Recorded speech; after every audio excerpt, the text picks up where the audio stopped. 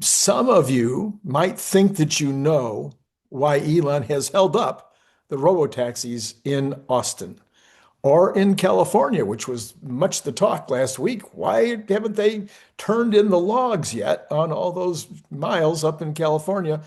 And I have been suggesting some reasons, but it turns out that I probably don't know what the heck I'm talking. Oh no, don't let that cat out of the bag. But we do have a scientist here, A an engineer, scientist. a somebody who studied this stuff, at the micro level over at Yeah. Apple and then at Rivian.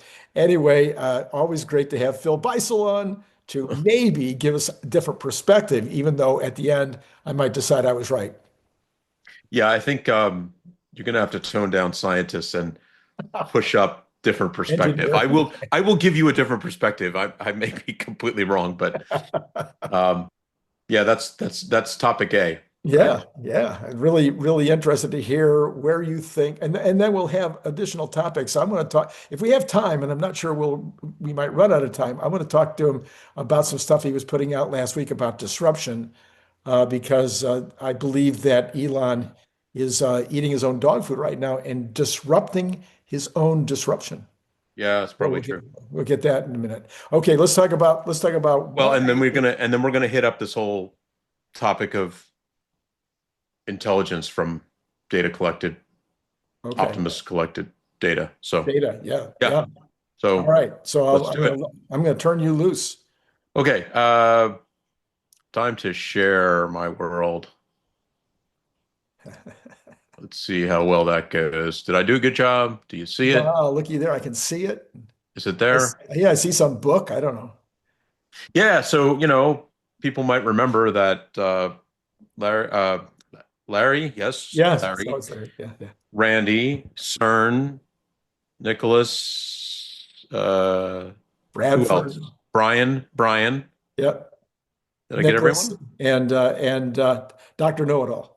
Dr. Know-it-all, John. and Yeah. myself Yep. wrote this fun book called AI Rising, and I did this chapter on data. So we'll circle back to this. Circle back to this. What I did was I published the in an article form. I published that chapter on data. So you know, yeah. So Yeah. we'll come back. We'll come back to that. Okay. Yeah. So what I wanted to talk about is Robotaxi, a systems problem, and I don't want to call this the biggest topic of the day, but I did want to point out something that I think gets missed as we talk about what's happening on the ground. And you were very much focused on FSD. FSD. Every topic is this FSD working? Does it need or not need LiDAR? Is it and I think there's an incredible overemphasis on FSD. Now, having experienced over 3,000 miles to date on FSD 14, uh, minus some environments that I am not able to put the car in, like heavy snowstorm and a few other things. I mean, I've been in heavy rain and rain at night, and uh, this thing works, and there are no real safety issues. I haven't had an intervention related to safety, and I can't remember. I actually cannot remember. But my wife and I were talking about that. We don't remember last time I actually intervened for safety reasons. I intervened for two reasons. One is I want to change the route dynamically, and the system can't do that fast enough in real time for me. Like I can't shuffle the deck quick enough. Mhm. And secondly, parking the car Okay. at a destination. Sometimes it parks, sometimes I let it park, but a lot of times it screws that up and can't get there. So that's my package of interventions. And so now we look at what's happening in Austin and largely the Bay Area, and we say, well, okay, a lot of people they've stalled in their progress. They're not getting there. They're and what I'm seeing happening is something completely different. I'm seeing what's happening here is that the layers of the onion are getting peeled. And what I want to say about that is Tesla's got a great engineering organization. the AI team is literally the best in the world. And by the way, the AI team is focused mostly on the FSD component of Robotaxi and not the broader systems component.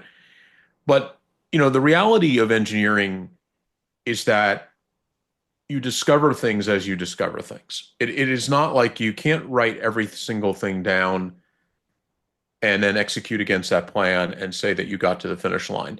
The purpose of what we see happening in the field is we're largely enumerating miles to find problems, to address problems, to rinse, wash, repeat until that converges to such a small number of things that it gets released in a broader and unsupervised way.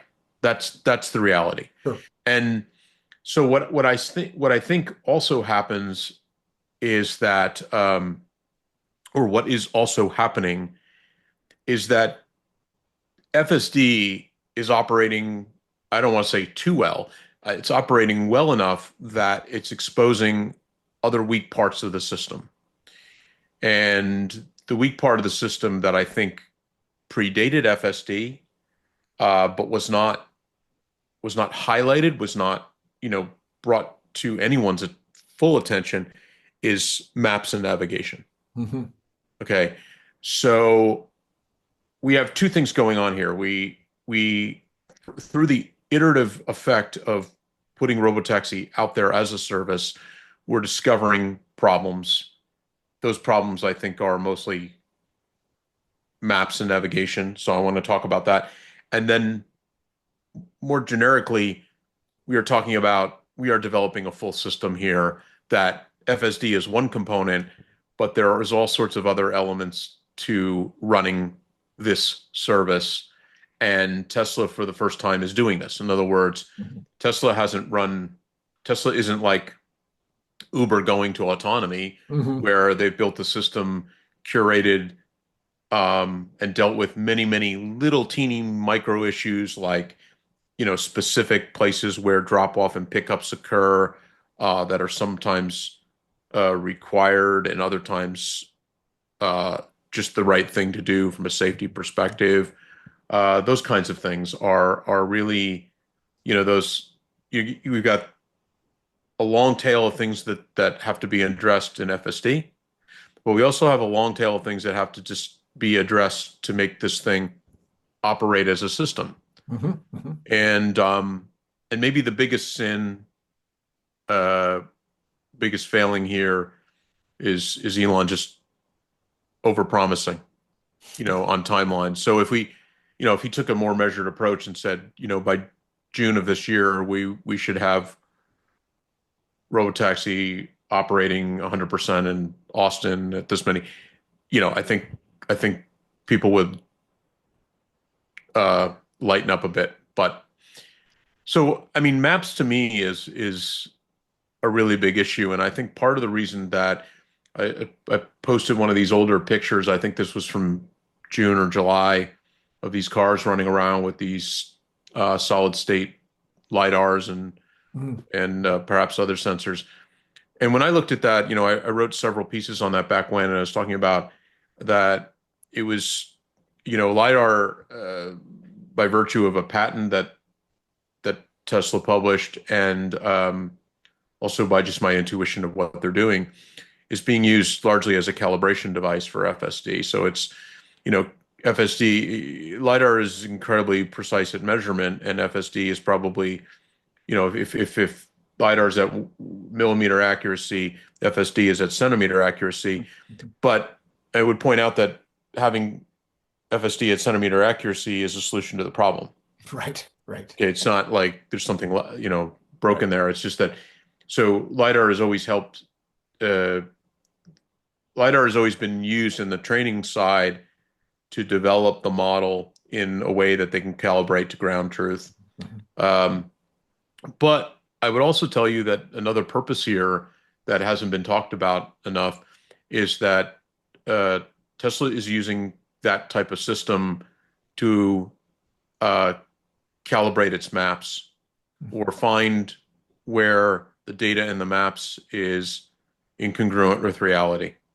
So that's different than Waymo. Waymo is actually building a map so that it can actually follow. It's like a breadcrumb type Right. of thing. Right. Um, but Tesla needs maps as much as, not as much, but Tesla also needs maps, and it needs really good high definition type of data so that it can know not just routes, but it can know, road configuration types of things. Now, obviously, the idea of FSD is to discover some road configuration purely by vision and vision alone.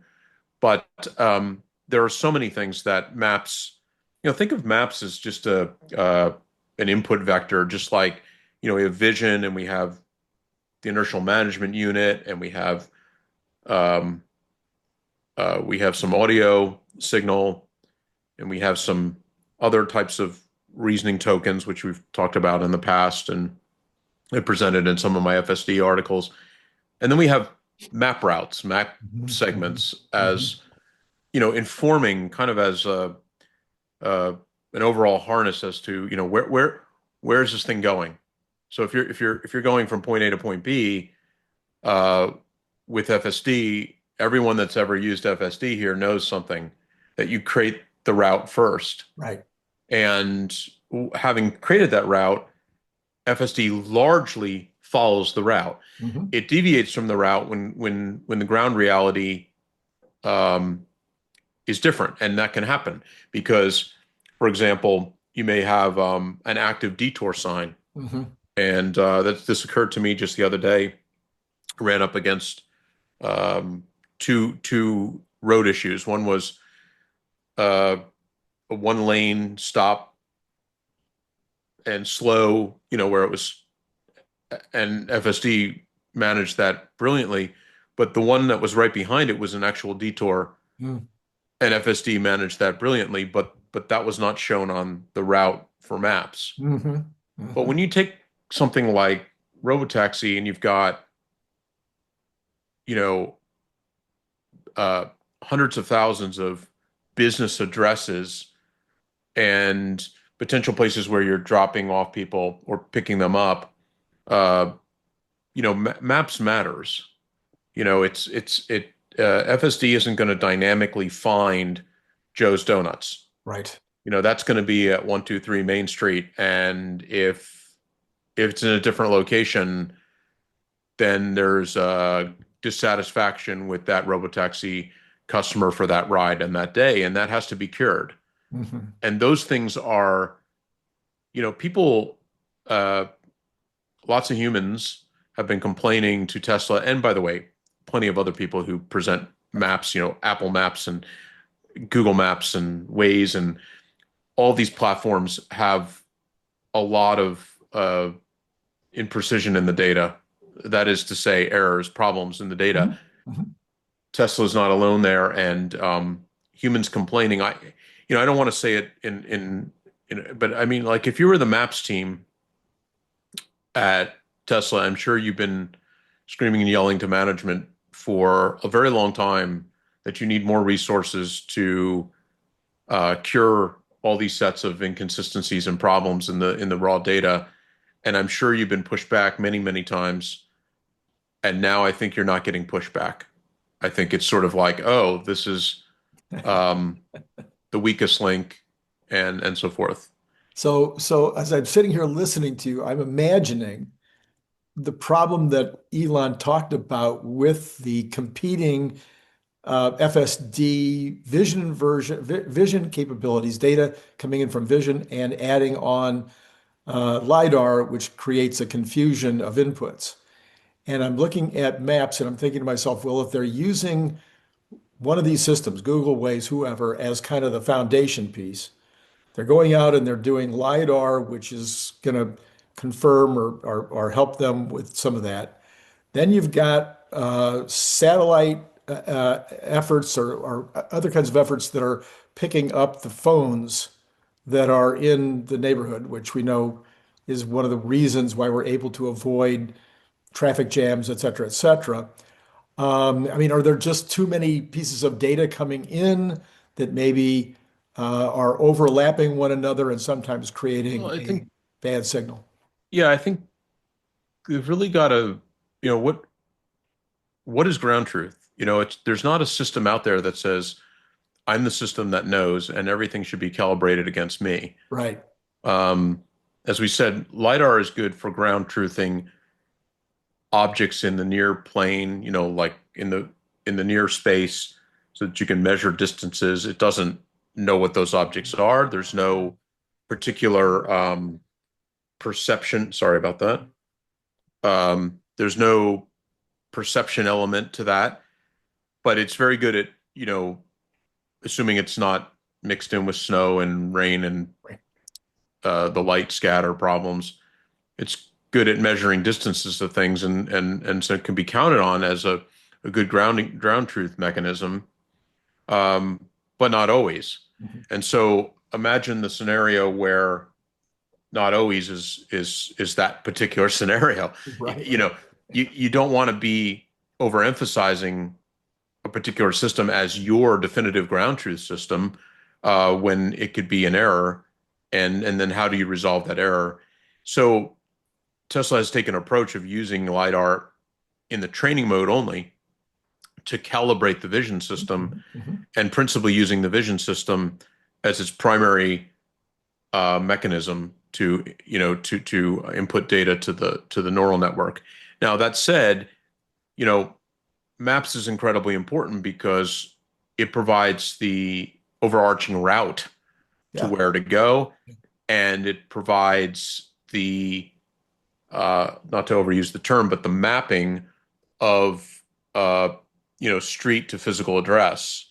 So businesses for pickup and drop off locations, this is what I mean by calling it a systems problem. It's not it's relying on certain elements of map data to be accurate, and it can't invent those things. I mean, it could possibly, like, for example, as a human, we can approach a street address and we can look at the building and we can look at the number and say this doesn't match and we're on the wrong street, or looks like somebody gave me bum directions, or for that matter, Google Maps gave me bum directions. Right. And FSD doesn't operate at that level today, right? It's not looking at the particulars of a house address and saying, oh, you wanted to go to 5853, Main Street, but you've arrived at 5859, and oops, we've got to move up 3 houses or 2 houses.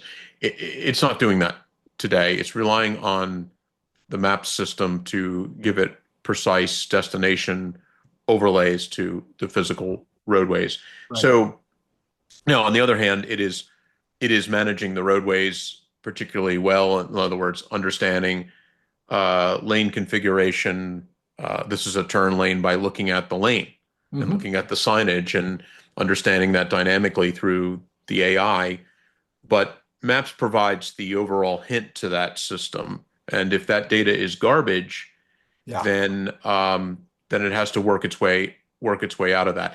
And in particular, if the destination is garbage in a service like Robotaxi, where it's all about taking somebody to a Right. particular destination, then they've got to cure those problems. Yeah. And I would argue that very typical engineering organizations, from world-class, S tier, all the way down to poor engineering, all face the same human realities, that a lot of problems don't look like problems until they're presented in the real world. Right. And so I think, Tesla's busy unraveling dozens and dozens, or hundreds and hundreds, or thousands and thousands of map problems about businesses' addresses and configurations of roads in Austin alone.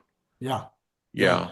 And in Northern California, obviously, at the same time. Oh, and yeah. And I mean, then that problem duplicates itself. So is it ultimately a real scale problem? Yes, sort of, but not an impenetrable one, because some of the problems, I think, in Maps are systemic in terms of how it's encoded or coded, and not so much just garbage data. And so they've got to fix the map, let's call it the map data structures as a whole, And then some of it is just garbage data, and garbage data for unique street addresses and so forth. That just has to get fixed. It's not like that doesn't work itself out by. I mean, eventually it may work itself out through the vision system, just like we as humans kind of deal with that.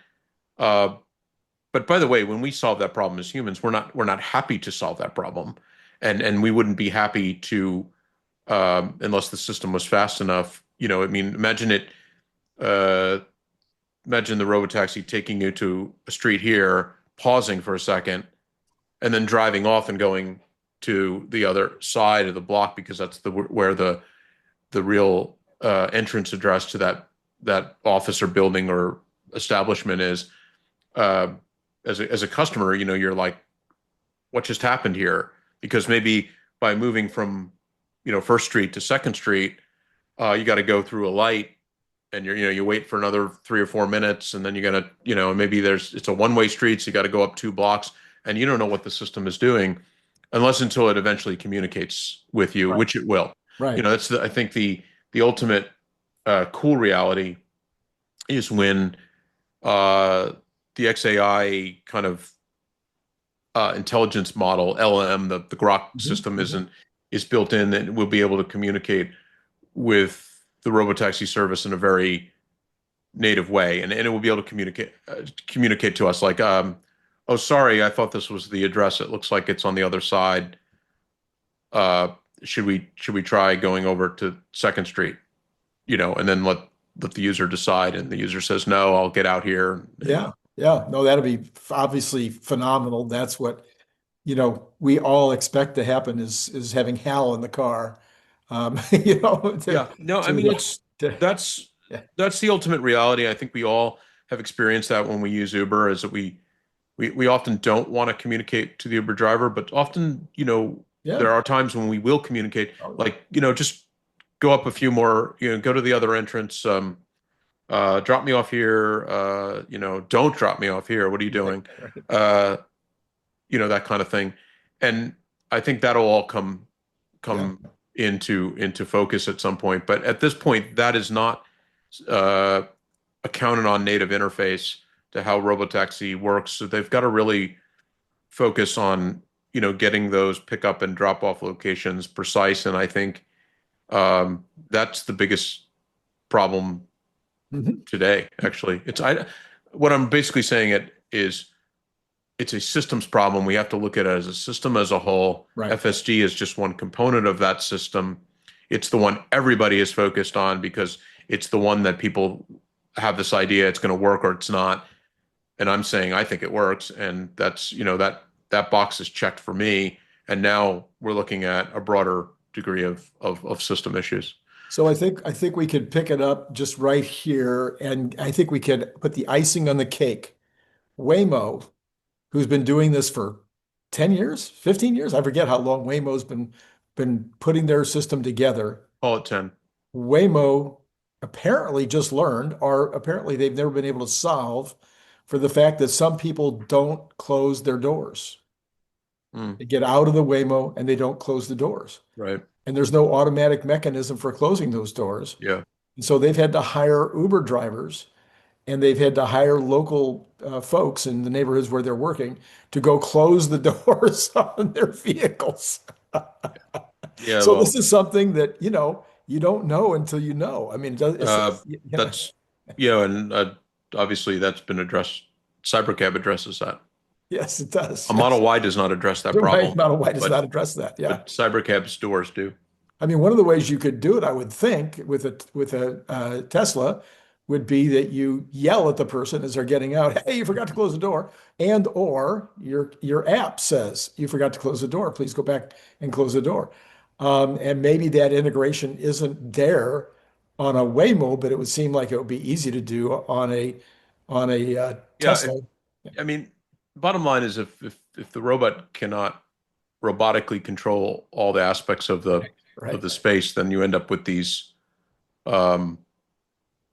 these places where, yes, I mean, the car can't, I mean, another passenger could get in the car, but the car can't move with the door open. Right. So yeah, I mean, it takes a while. And remember, in the case of Waymo, they don't control the hardware. So Yeah, sorry, when I yeah, say hardware, I mean vehicle hardware. yeah, So like right, yeah, if you look at what Tesla's done here, the principal car that'll be used for the service in the future clearly is Cybercab right. in 99% case, except for uh, pickups and drop-offs that are more than two people, Hmm, hmm. which are, we already know that that's a small percentage of the total rides. Right. And so in this case, Cybercab is really focused on being able to uh, lock and unlock those doors and roll, open and close the doors Right, right. and lock and unlock compartments as well. Sure. I think, for example, I think the trunk can be a separate software controlled locking system so that Cybercab could be used for maybe the frunk or trunk, for deliveries that are independent of the particular ride in progress. So there's a lot of things there that you would design if you were vertically integrated, which Tesla is, and uh, gets gets a, gets away with it because solves the robotics problem here because it built to it. Yeah, yeah, yeah. So yeah, and voice will be a very, very key interface. I think, Sure, sure. it'll be the thing that really makes it dynamic, fluid, feel smooth. I mean, and by the way, and we've talked about this previously, that voice will follow, every interaction you had with Cybercab A will be part of Cybercab B ride, right? And So it'll if be you in your phone, in the app, and when you get your Optimus, it'll be moving right over to Yeah, Optimus. yeah. So in other words, your whatever you've said to the car in the past about your preferences, uh, will be carried with your account. Let's call it Mhm. that. And therefore, it is not something that's vehicle resonant. Um, and therefore, if you were to take another cybercab on another day, whatever you instructed before would be at at least a baseline of knowledge. Mhm, mhm. So it may not be your particular preference on that day, but you might say to it like, never take 101 to the airport, Right. always take 280 unless I tell you otherwise. And therefore, as soon as you get picked up at your house, you're preferentially always going up 280. So Why don't we move on to your article on data? yeah, No. so this is what I really wanted to talk about.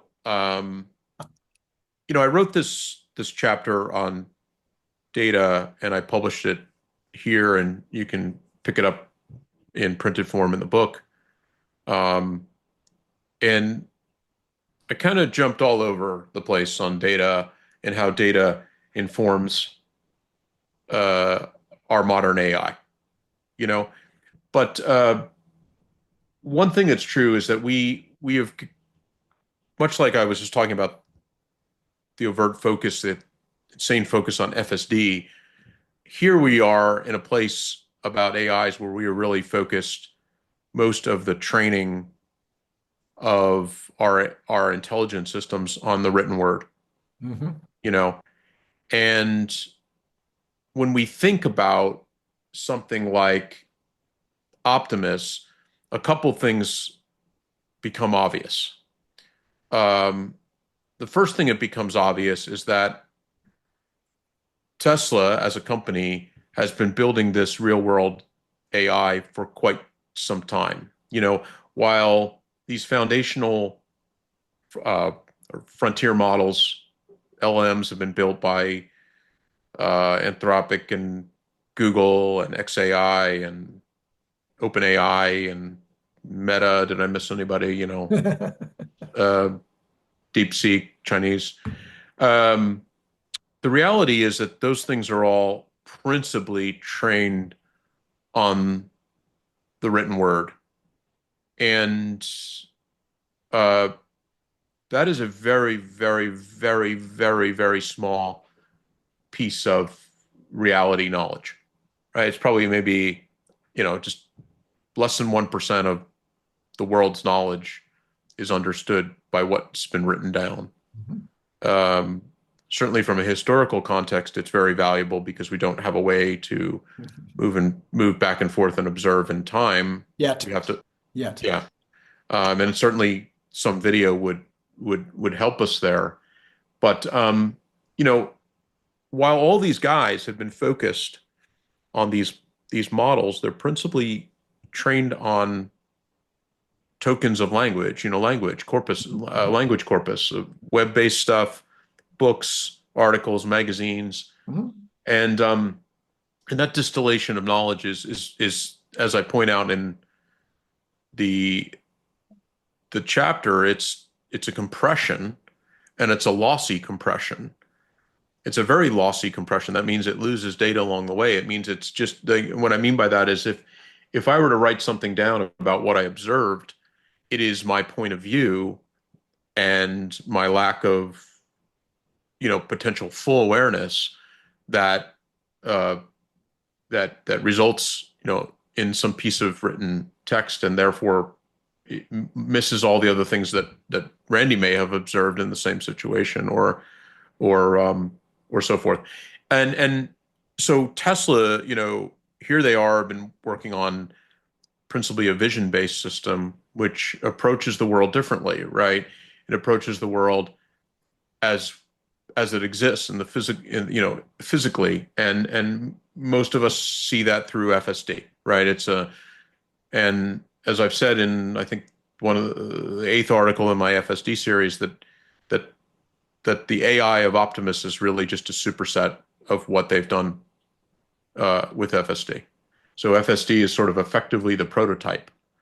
It's a simpler AI, but it's built on the same basic idea that the fundamental input modality of that particular type of embodiment of AI is the vision stack. It's the vision system, right? So it's cameras on the cars and the eyes of Optimus, and they've trained based on that. And the other interesting part about that is when we think about data, we usually think about it training the system, right? Like we take data and we use it to train system, but we don't really think of it in the opposite way, which is maybe the system uses data to build intelligence outside of what the human perspective is. Right. And so what I think is really interesting about Optimus, uh, and I mean really interesting, like, emphasize that, is that in order to get to this holy grail, I don't know if it's a bright line, but this idea of AGI, uh, artificial general intelligence, what we need to do is we need to get beyond what the human observes, and therefore what the human observes and writes down.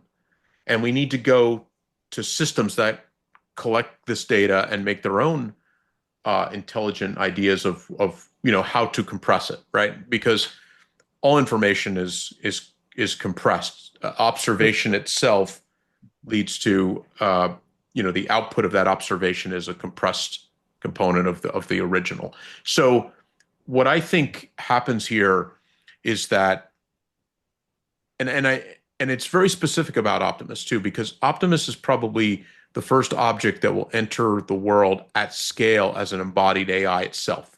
So we will now take an AI that is embodied, which means that it can operate in the physical world, and unlike FSD, not just confined to streets, Right. but can go anywhere, inside buildings, inside homes, up mountains, not necessarily into oceans per se, but most places on Earth. And it can observe, and not only can it observe, but it can manipulate to observe. It can try things in the physical world and see how it comes out, and then using that data, it can build a greater intelligence. And you think about what's happening is, I brought this up in previous discussions we've had, and I think I've written about it in that chapter, as I say, a lot of times when we think about, like say a research project at university, uh, and we say, okay, I have a hypothesis, so I'm going to write this in my thesis, um, and it's about, something, whatever it is, about I think I bring up this fictitious example of how leaves develop on trees, in the spring, in the deciduous trees, how they, come about. And and maybe in that hypothesis, I said that, well, geez, I really have to count the leaves as they come from bloom to full size. And I dispatch a bunch of undergrads to help me do this, and they start doing this counting and logging and whatever it is, and then they very quickly give up because the problem overwhelms them. And that not only does, because the leaves just explode on the tree and you can't possibly count them at that point. Um and even if I dispatch 30 undergrads to do this, I've only dispatched 30, so I'm observing maybe 30 trees over 30 days. And it's the conclusion. I have a data set. I believe through that data set either helps support my thesis, or debunks it, or what have you, or at least maybe alters it. But it's a very, very small observational data set done by humans, which are very flawed at doing this. And so now we come to some conclusion in this PhD thesis by someone, that this is how these systems operate biologically, leaf development, whatever. And maybe we're just flat wrong, or maybe we've missed a huge amount. So now take Optimus, and then take Optimus in aggregation. And I want to talk about the aggregation point, and dispatch Optimus to do this kind of observation. Not only can the observations be done more completely, but they can be done practically instantly. Right. From a processing point of view, it can do that, maybe that differencing from day one to day two, and in under a second, and update its data set, and then can do it in a much more aggregated fashion than ever before. Meaning, like, well, we may have sent 30 undergrads out, but we could ask the fleet of Optimus bots that could be a billion on the planet to do these observations in its spare time. And some may have cycles to do it, and others, may not. But now we've got this entire fleet observing trees, not just in 30 miles from circumference of that university, but across the entire planet, and we come to potentially a different conclusion. So what's interesting is that Optimus itself, so what I'm making the point here is, Optimus itself is a unique type of AI, because it can organically operate in the real world, and not just observe, but also manipulate to observe, collect data, use that data to train bigger data sets to build much more fundamental knowledge about how things really work, based on our limited view of how things work. All right. So I've got my version of that. I've just thought of it because I've been watching this movie, and the movie has been about a bratty teenager. So if we have Optimus in the home, and Optimus working as a member of the family in the home, we now have Optimi. Let's say we've got 1 million Optimi in homes where there's teenagers. All of a sudden, these Optimi could be observing teenage behavior, and then sharing that teenage behavior with those other 999,999 Optimi, Right. to where we get real-time observable data over a huge data set. Yeah.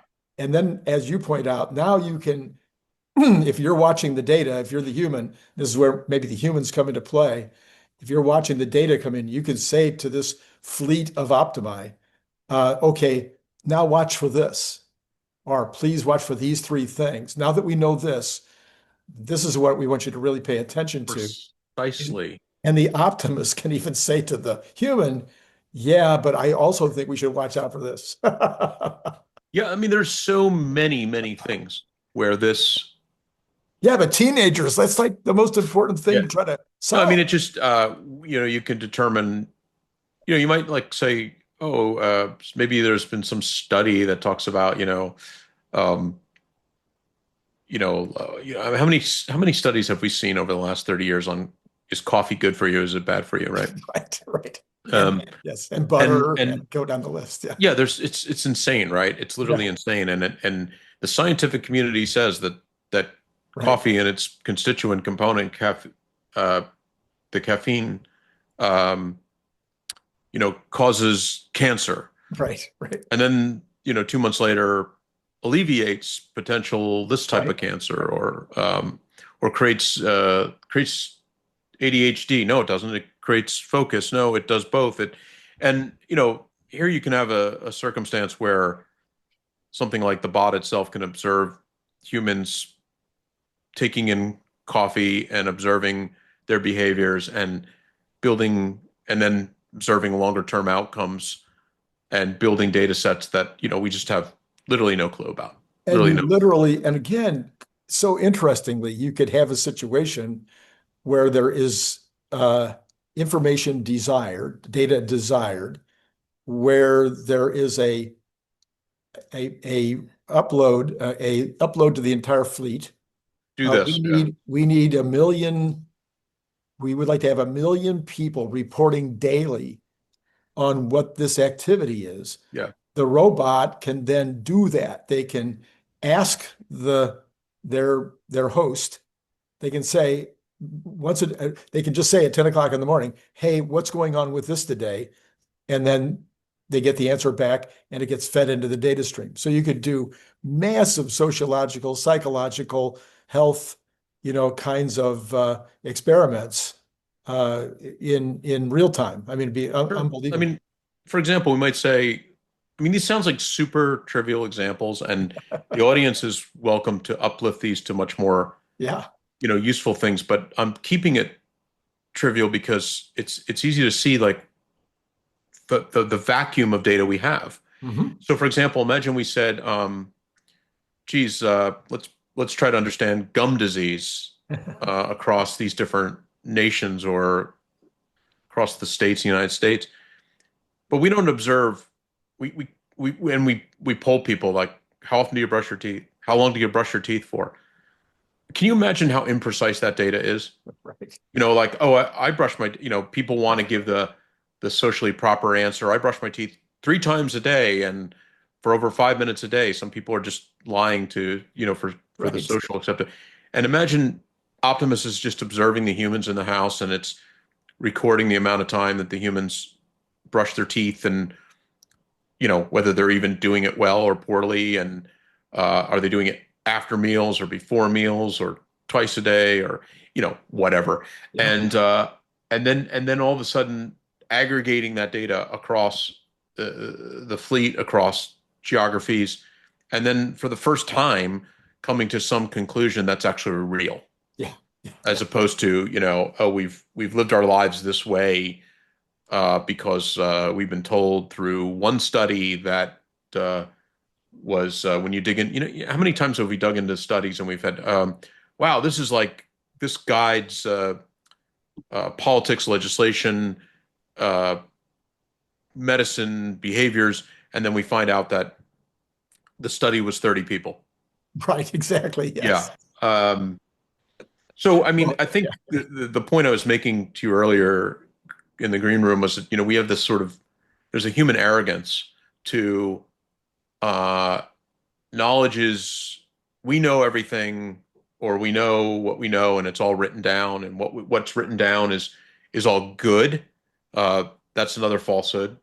There's a lot of garbage. One of the hardest problems to train the LMs on are to sort to curate the data sets based on good data versus bad data.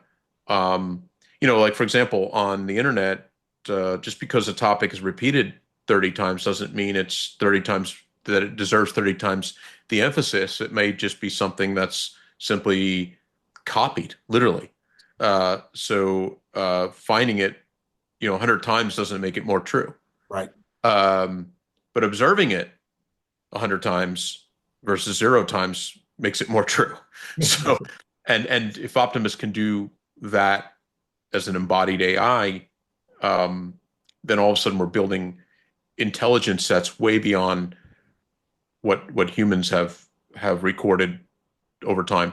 Super, super interesting. Yeah, it's totally Okay, totally so that I don't fail to cover any of the subjects that were promised in the beginning, let's take a look at your other article this last week, which was okay, on let me disruption. And there's how to get in touch with Phil. I'm just trying to kill this. Stop There there. you go. All right, so disruption. So Disruption. we know that disruption is kind of the key word when it comes to all of Elon's activities. You took a little look at history of disruption, which I'd love to have you, hopefully in less than 15 minutes, get a little bit into the history of disruption and why it matters as much as we think it does. But what I would hope that we have time to do is to analyze whether Elon is doing as he's promised, or not promised is the wrong word, as he has recommended to other disruptors, that if you're not willing to disrupt yourself, then somebody else will disrupt you. So Yes. we now have enough technology over the 20 years of Tesla to have had chances to disrupt what seemed at the time like state of the art, and could have just continued along. And my biggest example would be the fact that we were promised 20 million cars a year being built by 2030. And now so many people saying, oh, there's not going to be 20, 30 million. Oh, they're not going to get to 20 million cars. And it's like, well, no, because we disrupted that with a new system, which is robotaxis, which means we don't need 20 million cars anyway. But Yeah. give me your thoughts with regard to history, or with regard to disruption currently, or with regard to disrupting disruption, You know, and all the above. I don't care. well, it's, I mean, all of the biggest, all of the biggest businesses in the world, all the wealthiest people are a result of business disruption, and most of those things are technological, I suppose. At least they are now. And we see them, like, in one of what I posted there was, there's this beautiful chart that shows the wealth of individuals, the world's most wealthy individuals, and how it changed since 1900 to 2025, which is 125 years. And I didn't pull that data set. Is amazing, and it's pretty awesome, and it's really cool to watch it, because it's not just about the people, it's about the industries, and what's happened. And what's notable there is the ones at the end, and I would note two of them in particular, Jeff Bezos and Elon, jump like from the bottom of I don't know how deep the list is, maybe top 15. They move up in a matter of like years, compressed from, you see them appear on the list at the bottom, and it's a running timeline, right? Okay. Mm-hmm. You can look at the post. It's somebody else's work. I posted the video and then I talked about it, and you see it just like Bezos shoot up, and then Elon boom boom boom shoots to the top, so quickly, and then starts to build separation, I think in the beginning the base was like, back in 1900, the world's richest person was like worth $300 million, and now Elon's worth 700-800 billion dollars. But what all those things are about is most of them are somebody that the outsized wealth is always by some disruptive type of business or product. The car replacing the horse, and so forth. And what's getting curious now is that there are things climbing, this is always characterized disruption on an S curve. And the steeper the S curve, obviously, the greater the wealth of the person that founded or runs the business that is the disruptor. But, the climb of that S curve, they're always characterized by these S curves. So we start off at, slow adoption, and then all of a sudden it just exponentially rises, and then it flattens off when either another disruption starts to come to affect it, or it just reaches market saturation, right?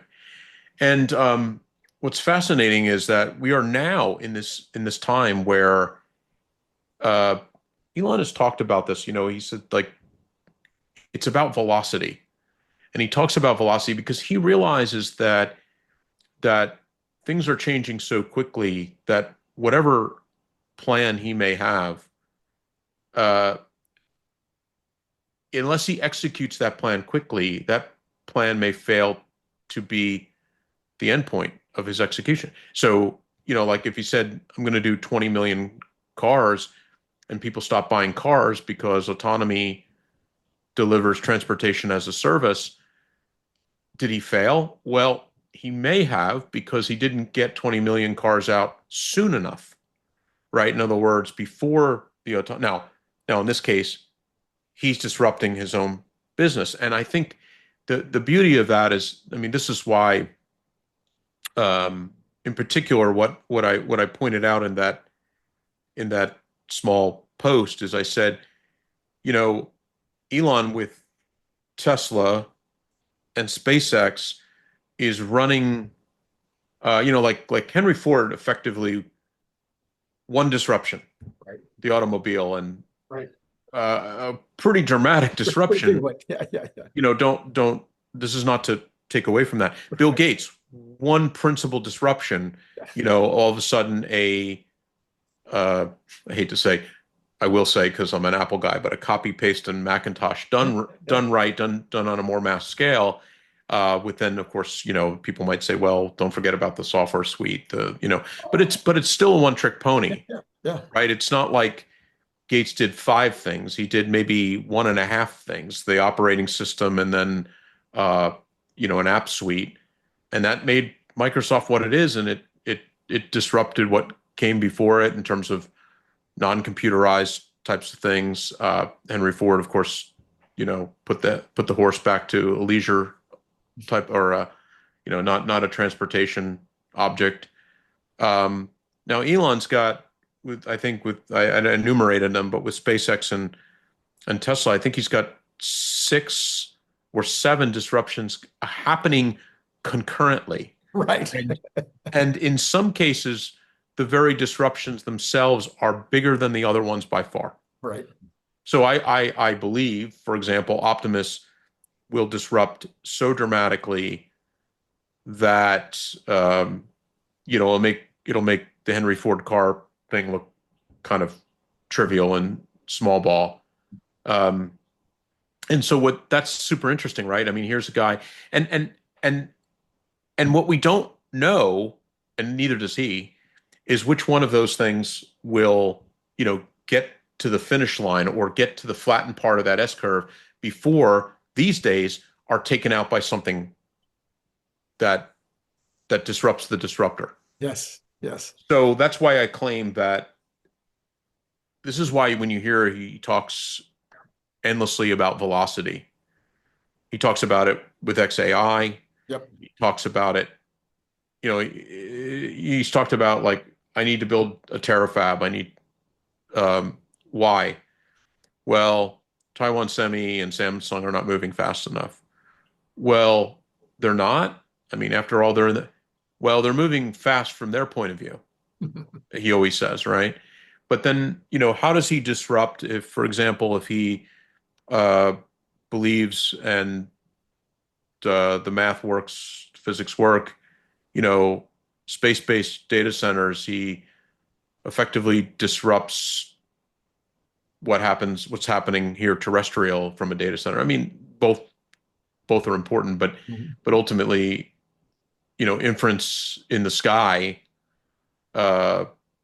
as a service. Think of it as like all of a sudden you have AI compute available to anybody that has got a device that connects through Starlink to, I wrote another piece on that earlier in the week. And so now you have, intelligence availability disruption versus not just intelligence development. Half of this discussion we had prior to this discussion here was about Optimus developing its own intelligence, which effectively can disrupt what's happening at xAI now. Right? I mean, it can be additive. It's his company's, but xAI, for all its awesomeness, in its core, is a large language model. Now it's going beyond that and starting to take in other data, and it's starting to do other behaviors, agentic behaviors like the macro hard stuff and that they're doing. But at the end of the day, it's not observing the world and manipulating the world like an Optimus bot can and developing that next body of knowledge. And that thing that he's developing over here could disrupt this other thing that he's got over here. And so he's fighting himself. Yeah. And as you point out, 3 different disruptions at least, and I can think of more. We've got Neuralink, we've got boring tunnels. We've got potential disruption of the money transfer business within xAI. I mean, will that new money system be that much different than Block and PayPal? Well, he thinks it's going to be a lot different. So sometimes there's minor iterations that might be disruptive, but sometimes some of the ones that he's most famous for right now are these major disruptions that are really changing. I mean, I keep laughing about it. But Optimus is where going to he change is everything. he's on the bubble for energy, labor, and transportation. Right. Those are really big things. And communication. And communication with Starlink. So, if you couple those together, that's definitional, right? Everything. These are the way we define ourselves. We define GDP based on these elements. Yeah. So, like an Optimus as a productivity, labor as a service. Right. I mean, if we get out of our heads, like everything I talked about, Optimus developing intelligence and all that kind of cool stuff, and then we stop talking about like, its utility in the home, and and we don't even talk about R2D2 CP3O, which Elon brings up, and we just think of it as a labor device. It in of itself is highly disruptive. Oh yeah. If we think of cybercab, robotaxi at large, cybercab, invading our cities in a way that drive. A friend of mine the other day said, I'm at the airport. He was at San Jose Airport, and he looked at Waymo to get home, Waymo versus Robotaxi, and Waymo was $25 and change. Robotaxi was $7 and change. And people may say, oh, they're just keeping the price low. I don't think so. I think, just what we're going to find with this service as it starts to roll out, minus, all the things we talked about it getting out there at some point, all that stuff that's agitating us and holding it back is all going to melt. And all of a sudden, the thing is going to start popping. In other words, the scale button's going to be pressed, and it's going to start scaling out. And I can't even imagine that Uber, Lyft, and Waymo survive that. Right? I can't imagine it. I've got them surviving it in my models, but they're and they might even thrive, but it won't be a very big percentage of the business compared, obviously, to what I see Tesla. It'll be more of a winner-take-all market. Yes, it will. 100%. Yeah. 100%. So that's the transportation. And so what we do there is we start to view transportation as a service, and we stop thinking of it as transportation as an owned object that we park in our garage 90% of the day, as an asset that's depreciating like a melting ice cube while I'm sitting here talking to you. My cars are depreciating, and I'm paying the leases and whatever you. So we think of labor as a service with Optimus, transportation as a service. We think about Elon really dialed into energy now. Energy is like the next big. I said many times is like we define the world by the limiting factor, right? Mm-hmm. And so, for many years, we talked about horsepower, Mm-hmm. and because we were starting to we developed something better, but we still measured by this notion of horsepower, right? Sure. And now, 2 years ago, we measured intelligence by the number of GPUs. We've stopped doing that because that's not the limiting factor. The limiting factor is energy. So now we're talking about either, and how much intelligence, how our intelligence is a 2 GW intelligence. Yeah, What does that mean? Well, we have a 2 GW data center that hosts a number of CPUs that develops this model, and that implies all those other things. But it starts with the idea of what is the limiting factor. So now Elon looks at that and he's saying, I need to be disruptive on the energy space. So I've got, transportation, I got labor, I got energy, and then, as you said, communications. I mean, oh my God, think about what Starlink is doing and will do. So not only is Starlink, I mean, it's so fascinating. I wrote that cool article on how Starlink works, and I'm still, oh my God, so impressed by it. But, we have now internet in the sky on a global basis, from Antarctica to New York to Wyoming to the middle of the Atlantic, to 𝐄𝐦𝐚𝐲, to 30,000 feet over the Atlantic on a flight. So we now have this as a broadband service. It's about to destroy potentially the mobile service. Right. That's right. I mean, believe me, there's no doubt that that's on the charted path. So we do have a hard break today. Okay. So we're gonna have to cut it off there. But I want to remind everybody to go to the Amazon store and buy AI Rising. And while you're at it, you could pick up a copy of the new book, The Elon Musk Magic, which is part of the series, The Elon Musk Method, The Elon Musk Mission. I noticed the sales of the Elon Musk Mission are picking up as we've come out with Magic. People are starting to remember, oh, I should have read that Elon Musk Mission book. Then there's AI Rising. Hopefully those sales will now also jet. But anyway, you can just go to my page if you want, Randy W. Kirk, on Amazon, and see all the books. You can go back and maybe even pick up a copy of When Friday Isn't Payday, which has been 100% in print since 1993. It's never been out of print. Wow. Yeah. So it was also featured on the front page of Inc. magazine as the best, one of the 3 top small business books in 1994, I believe it was. Wow. Anyway, so that's what I'm going to leave you with today. I'm going to also leave you with thanking Phil for coming on a Saturday morning and giving us another layer of information that we can now put to the rest of everything that we're thinking about right now. Thanks again, Phil. Cool. And to all of you out there, it's been great talking to you.